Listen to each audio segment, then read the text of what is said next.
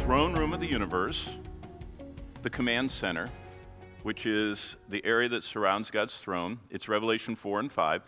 And basically what we're seeing as we read these scriptures is we're looking through the doorway.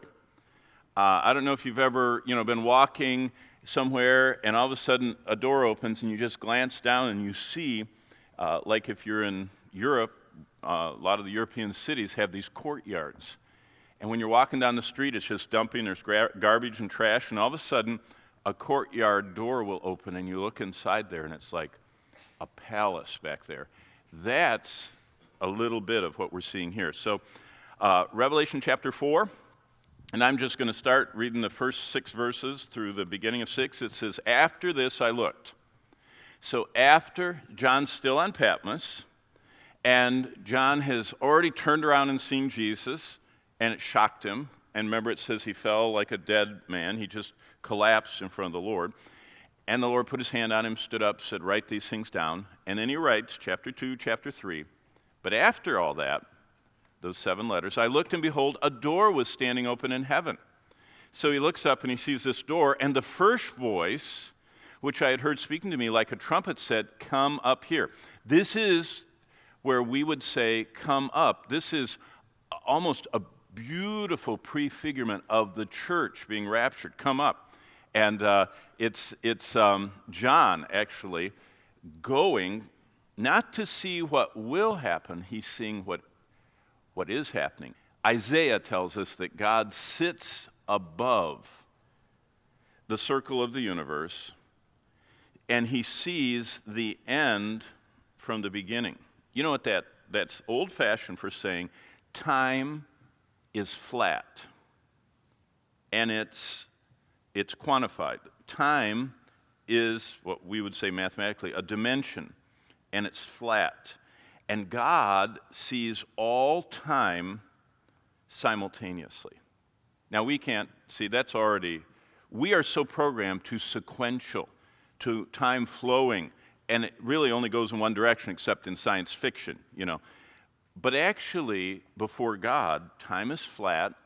He sees the beginning, he sees the ending, but he exists before and after and everywhere in between. And he is before all things. And so God, sitting in heaven, is looking down at this moment, and he sees everything from the 7 days of creation through Revelation 22.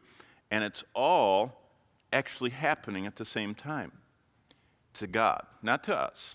And so that's why John is really amazed, because this voice says, "Come up here, and I will show you what must take place after this." Remember, that's back to what chapter 1, verse 19 says.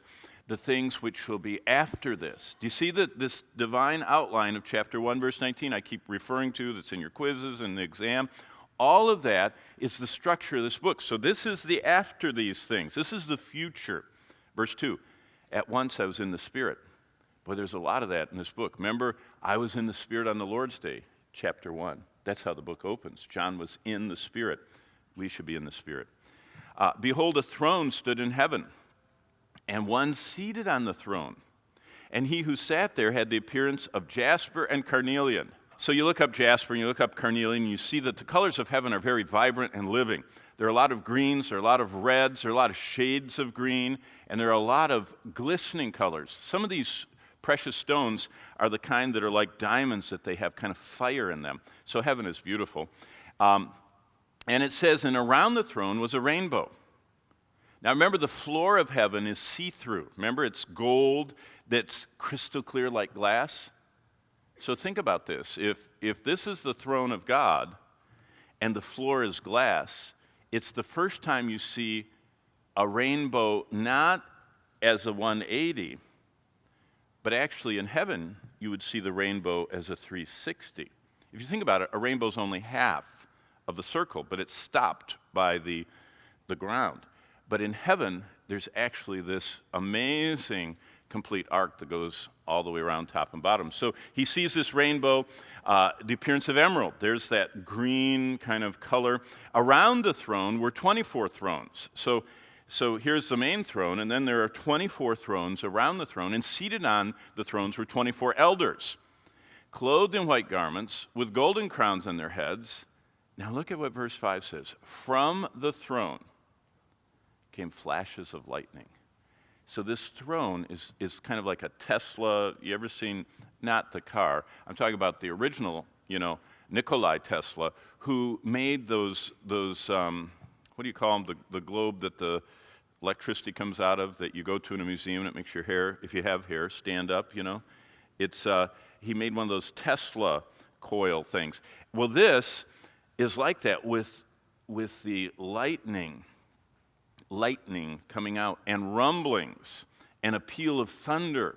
And before the throne were burning 7 torches of fire. Now look what the next part of the verse says, which are the 7 spirits of God. Now what's interesting is if you tie this, remember I told you the very first class that every verse of the Bible has the weight of all 31,000 verses pressing down on it? Immediately when you read that in the scriptures, it says in Hebrews 1:14, angels are ministering spirits. Then it says, and he maketh his angels flames of fire. So it's very clear that these 7 torches are 7 spirits who are 7 angels who Jesus refers to in the Gospels. When you're studying the Gospels, if you have had that class or it's coming or you're reading through, you notice Jesus said something very interesting. He said, there's rejoicing in the presence of the angels of God over every sinner that repents. Now wait a minute. People that read too quickly, they think the angels are rejoicing. It doesn't say that. It says there's rejoicing in the presence of the angels of God.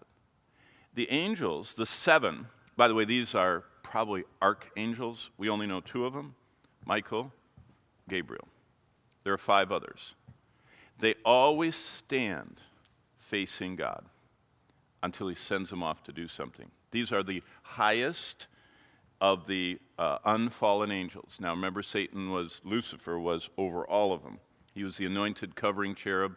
He actually stood like this over the throne of God, reflecting back God's glory with his wings. Remember, Lucifer has 6 wings. He's a cherub covered with eyes, 4 faces. I mean, I'm not doing Ezekiel. Someone else is doing that, but that's what he is. And he was the covering cherub that reflected God's glory back on himself.